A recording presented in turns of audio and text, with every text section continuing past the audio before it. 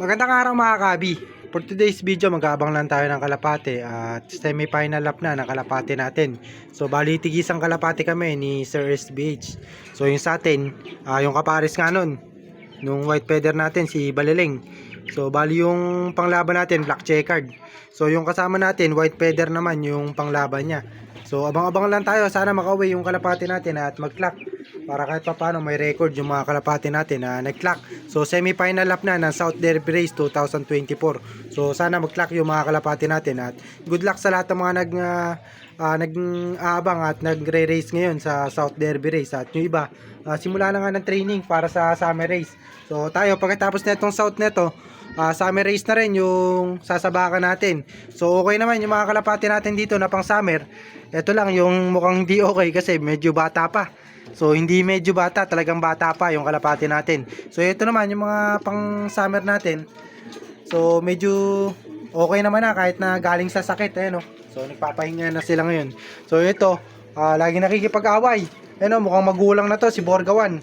Yung kalapati natin na to. So lagi nakikipag-away doon sa anak ni Balaling. Doon sa isa na yun, doon sa white feather natin na yun. Ayan. So dyan lagi nakikipag-away kasi mga namamaris na yung mga kalapati natin.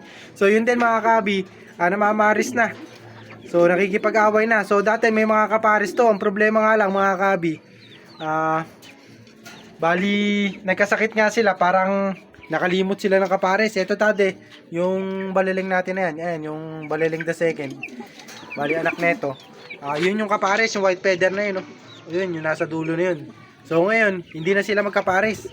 Kaya ngayon, naghahanap na ulit sila ng paparisan. So nag-aaway-away na yung mga barako natin dito na kalapati. So sana dire-diretso yung mga kalapati natin na yan na mag-clock. At abang-abang lang tayo dun sa pinanglaban nga natin. So update ko kayo dahil nasa 1K pa mahigit yung speed natin. So kulang 1-1 pa. So may nag-clock na ata na isa.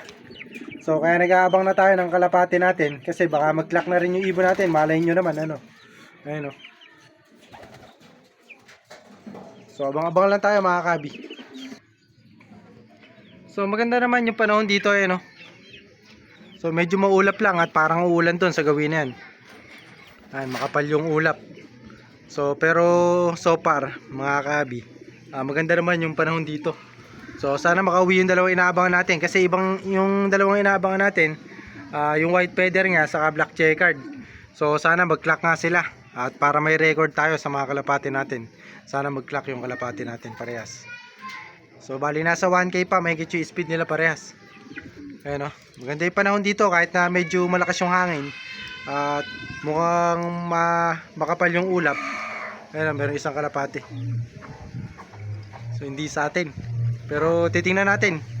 Kasi white feather baka doon sa kasama natin yan. So time check tayo. Nasa 900 na lang siguro. Mahigit yung speed natin. So hindi pa natin na-check kasi tinatamad akong mag-edit.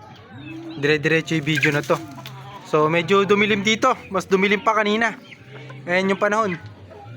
So hindi ko alam kung uulan. Pero sana naman makauwi yung kalapati natin at mag-clock. Ayan.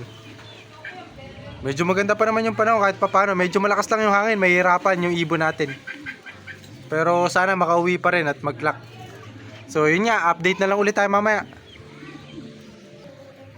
So time check ulit tayo mga kabi. At 800 na lang mahigit yung speed natin. So kulang 900 na lang kung sakali na mag-clock ngayon. Ayan. So medyo lumakas pa yung hangin yun. Pero okay lang yan, sana mag-clock pa rin yung ibon natin hanggang mamaya pa naman tayong 3:40. So nasa alauna pa lang mahigit yung oras natin yun. So wala pang 2. So bali ilang oras pa tayo mag-aabang dito ng kalapate. So siguro kulang 2 oras pa o nasa 2 oras pa. Ayan. So pahirapan yung uwi ngayon kasi kukunti na lang ata yung nag-entry kasi semi-final lap na. So konting ibon, mas mahirap magpa-uwi ng kalapate pagka mas kukunti ibon ang inihagis. Lalo na south pa yan mga kabi, malayo na yung narating ng mga ibon natin. So sana mag-clock at para kahit pa paano magka-record yung ibon natin kung sakali na mag-clock. So yun nga mga kabi, abang-abang tayo. Update ko ulit kayo mamaya. So, time check tayo mga kabi. Malakas pa rin yung hangin dito sa amin. Ayan o. Malakas pa rin yung hangin. So, nasa 700 na lang mahigit yung speed natin. So, may isang oras pa tayo sa paghihintay ng kalapate. So, sana mag-clock pa at makauwi pa yung kalapate natin na hinihintay. Ayan, tingnan natin dito. Baka dyan na. Wala pa. So, sana makauwi pa. So, puro 700 lang naman yung speed ng ibon natin. Kaya malamang makauwi pa yun. May chance pa tayo makauwi. Malaki pa chance ng ibon natin na makauwi at mag-clock. Kasi nga, puro 700 yung speed ng ibon natin. So, hindi naman na tayo masyadong umaasa sa ibon natin na mag-clock. Pero, syempre, andun pa rin. Kahit papano andun pa rin yung chance natin na baka mag-clock yung ibon natin.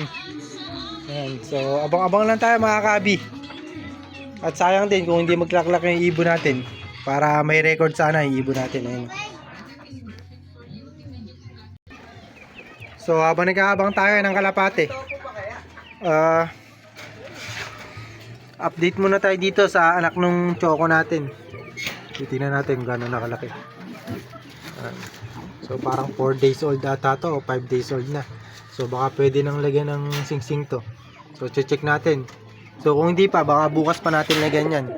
O sa susunod na araw pa. So, kung kailan pwede, susuksukan natin. So, medyo maliliit kasi yung ring na labas. Kaya, check natin mabuti. Kasi pagka medyo lumaki yung kalapati natin, baka hindi na natin maisuksok yung ring.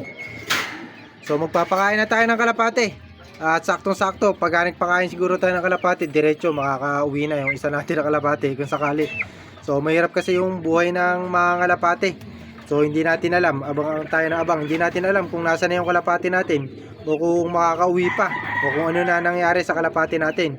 Pero hanggat may oras mga kabi, mag-aabang tayo. So, ganyan talaga ang buhay ng pag-aabang at waiting game sa pag-aalaga ng kalapati mga kabi. Pagka sumaba kayo sa karera, talagang ganyan. Abang lang ng abang hanggang may oras. So, kahit nga, yung iba nga kahit na walang oras, halimbawa nakatop na, nag-aabang pa rin. So, ganyan talaga. So, kailangan lang makapagpauwi tayo sa oras. So, magpapakain na tayo ng kalapate mga kabi. Pakainin na natin yung mga kalapate natin. So, sana makauwi pa yung kapares na to. So, meron pa tayo ilang minuto. Mga kalahating oras pa siguro. Ayan, tayo matanggal eh. Kailangan makabukas natin to. Ayan. Pwede na yan. Dalawang taka lang. Dalawang taka at kalahati na pala. Dalawang taka lang pala. Dalawang takal mga kabi, yung pang takal namin. So sa dalawang takal, 8 kalapate makakain dun. So ito, lagpas ano to? Lagpas 8.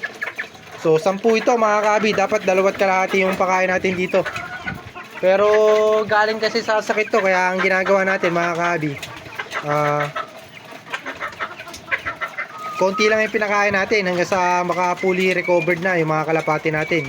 So, saktong-sakto to. Bukas mga kabi, fully recovered na siguro to. So, sana makauwi na yung kalapati natin at mag-aabang lang tayo. So, habang nagpapakain tayo, baka dumating na yung kalapati natin. So, abang-abang lang mga kabi. At makakauwi rin yung kalapati natin. Tiwala lang. Ayan o. So, magana naman kumain kahit na mga galing sa sakit to yung mga kalapati natin.